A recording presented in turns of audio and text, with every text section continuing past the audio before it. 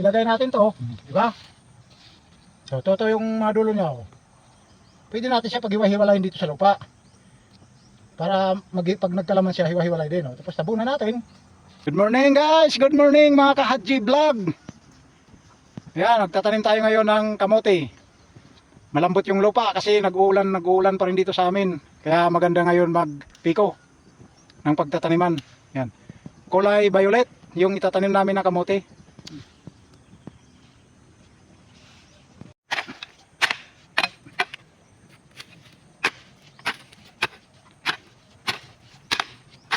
Medyo mabato-bato yung lupa.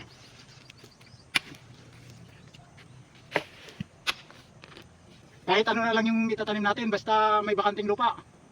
Taniman.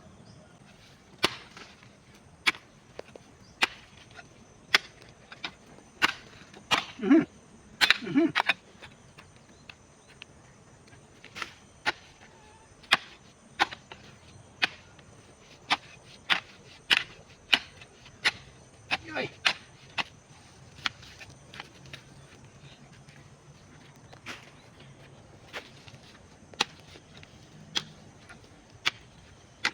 Maganda itanim tong kamote.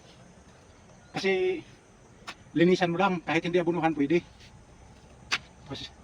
Basta malinis lang.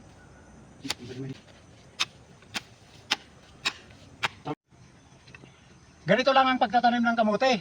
Ito yung binhi na itatanim.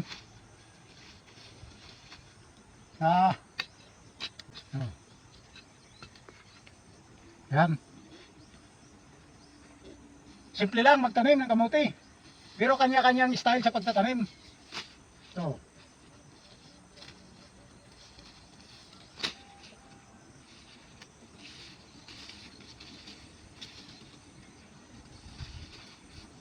Yung mga dulo-dulo, ibabaon natin sa lupa para yun ang magugat.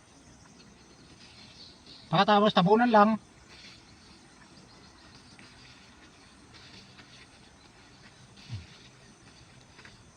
Mas maraming itatanim, mas maraming laman. Kasi yung iba, isa-isa lang yung itatanim nila. Sa akin, 5, 6. Para mas marami siyang laman. Kung isang puno lang itanim natin, kukunti lang yung laman niya.